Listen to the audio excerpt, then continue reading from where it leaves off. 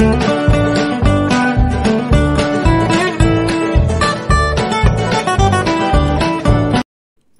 Friends, అందరికీ నమస్కారం అండి. అందరూ ఎలా ఉన్నారు? నేనైతే చాలా చాలా బాగున్నాను. మీరందరూ కూడా బాగుండాలని మనస్ఫూర్తిగా కోరుకుంటున్నానండి. ఇదిగోండి, వాటర్ మెలాన్ తెచ్చి 3-4 రోజులు అయిపోతుందండి. ఇది కట్ చేసే ఓపిక లేక అలాగ ఉంచేసాను. ఈరోజు ఇంకెలాగైతే కట్ చేసి బాక్స్ కేసి పెడదామని కట్ చేస్తున్నాను. నిన్ననే ఒక లెసన్ చదివానండి, వాటర్ మెలాన్ గురించి ఉపయోగాలు. ఒక కొటేషన్ లాగా పెట్టారు. గూగుల్ సెర్చ్ చేస్తుంటే అందులో వచ్చిందండి. వాటర్ మెలాన్ను కొబ్బరి నీళ్ళ కంటే కూడా శ్రేష్టము అని చెప్పారు. అది కరెక్టా కాదా నాకైతే మిమ్మల్ని అడిగి తెలుసుకోవాలనిపించింది. నాకు అంత నాలెడ్జ్ లేదు. గూగుల్లో చెప్పేవన్నీ అంటే వాళ్ళు చెప్పేవన్నీ నిజాలా కాదా అన్నీ నమ్మలేం కదా. అయితే వాటర్ శాతం అయితే ఎక్కువ ఉంటుంది కదండి. అందుకే సమ్మర్లో అందరూ కూడా ప్రతి ఒక్కరూ తెచ్చుకొని పిల్లలకి జ్యూసులు చేసి ఇస్తారు. పెద్దవాళ్ళు ఇష్టంగా తింటూ ఉంటారు కదా. అందుకే మిమ్మల్ని అడుగుతున్నాను ఫ్రెండ్స్, ఇది కొబ్బరి నీళ్ళ కంటే శ్రేష్టం అని చెప్తున్నారంటే అది కరెక్టే అనిపించింది నాకైతే. ఎందుకంటే వాటర్ శాతం బాగా ఉంటుంది కదా. అయితే ఇందులో కూడా కల్తీ వచ్చేసాయి కదా, చూసుకొనే తీసుకోవాలి మనము. చాలా తీయగా ఉందండి ఈ పండు అయితే.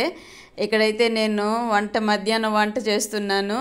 ఇదిగోండి, గోరు చిక్కుళ్ళు తెచ్చారు మా పిల్లలు, అవి ఉడకబెడుతున్నానండి. ఇదైతే బాగుందండి, ఫ్రీగా ఈ మట్టి మూకుడు ఫ్రైలు అవన్నీ చేయడానికి చాలా నచ్చింది నాకు. ఇదే ఎక్కువ శాతం ఇదే దీంట్లోనే వాడుతున్నాను ఫ్రైలకి, లేదా పులుసులు ఏదన్నా కొద్దిగా పులుసులు చేయాలన్నా అలాగే దీంతో వాడుతున్నాను. ఇటుపక్క కొంచెం దంపుడు బియ్యం కొన్ని చిన్న కుక్కర్లో పెట్టాను, మామూలు బియ్యం ఒక చిన్న కుక్కర్లో పెట్టానండి.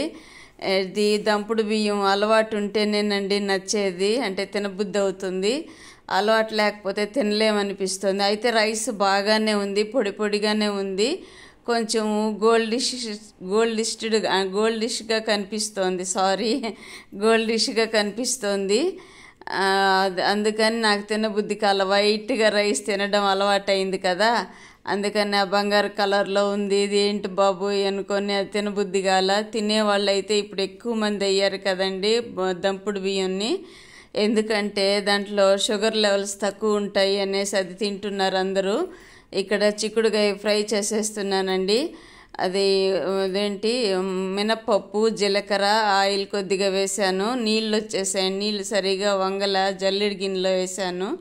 అందుకని అలాగ సిమ్లో పెట్టానండి. నీళ్ళంతా లాగేసిన తర్వాత ఇంకా మిరప్పొడి కొద్దిగా వేసి కలిపేశాను. దాని తర్వాత పప్పుల పొడి కొంచెం సపరేట్గా తీసి ఇందులో పప్పుల పొడి వేసానండి ఈరోజు ఫ్రైలో. ఎన్ని రోజులు ఫ్రైలో పప్పుల పొడి వాళ్ళ కదా. ఇదిగోండి, దోసకాయ పప్పు అండి ఇది. సో యమ్మీ అండి, చాలా బాగా కుదిరింది దోసకాయ పప్పు. అలాగే మొన్న చేసిన క్యాబేజీ ఫ్రై అండి ఇది కూడా జాయిన్ చేస్తున్నాను. క్యాబేజీ ఫ్రై చేసాము మొన్న, సూపర్గా వచ్చింది కదండి. కొంచెం అశ్రద్ధగా ఉండేసరికి అడుగు మాడినట్టు అయింది, కొంచెం లైట్గా.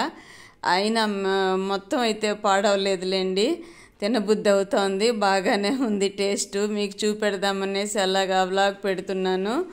ఇదైతే ఈ మధ్య ఆవకాయ ఒక 1/2 కేజీ కాయలు షార్ట్ పెట్టానండి, చూసే ఉంటారు మన ఫ్యామిలీ ఫ్రెండ్స్ అందరూ కూడా.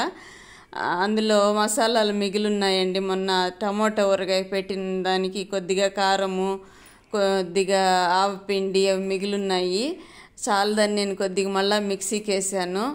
ఇదిగోండి, అదే మామిడికాయ ఒకటి పెద్దది తెచ్చారండి, పుల్లగా ఉంది ఆ మామిడికాయ.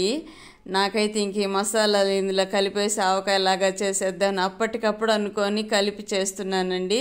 ఇదిగోండి, కారం పొడి వేసాను, పసుపు వేసాను, దాని తర్వాత సాల్ట్ వేసాను, దాని తర్వాత ఆవు పొడి, కొన్ని మెంతులు వేసానండి. పొడి అయితే వేయలేదు, అది ఎక్కడో పెట్టేశానండి ఆ డబ్బా, ఆ పౌడర్ పాకెట్ ఎక్కడో పెట్టేశాను, కనబడలా.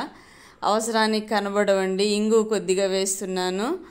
అలాగే ఆయిల్ కొద్దిగా పచ్చివేనండి, అన్నీ పచ్చివే. ఆవు పిండి కూడా పచ్చిదే మిక్సీకి వేసి అలా పెట్టేశాను. ఇదిగోండి, ఆయిల్ కొంచెం ఎక్కువే పెడుతుందండి ఆవకాయకి. శనగ నూనె ఉంటే ఇంట్లో అదే వేసేసాను. కానీ తినేటప్పుడేమో నువ్వుల నూనె ఫ్లేవర్ వస్తుందండి. ఇంగు కలిసింది కదా, దానివల్లే అనుకుంటున్నాను. బాగా టేస్ట్గా వచ్చిందండి. ఎక్కువ చేసామంటే ఇంత టేస్ట్ ఉండదేమో అనిపించింది. ఎక్కువ చేస్తే తినబుద్ధి అవ్వదండి. కొద్దిగా చేసామనుకోండి మితంగా, చూస్తుంటేనే తినబుద్ధి అవుతోంది కదా. కలర్ఫుల్గా ఉందండి, చాలా బాగా కుదిరింది. కొంచెం చేసినా సరే ఒక అరకిలో కాయ ఉంటుందండి, అరకిలోకి పైనే ఉండొచ్చేమో ఇంచుమించుగా. ముక్కలు కట్ చేసి సన్న ముక్కలుగా కట్ చేశానండి. ఇలాగ వేసాను. సూపర్ టేస్ట్గా వచ్చింది. ఆవకాయ నచ్చితే ఒక లైక్ ప్లీజ్.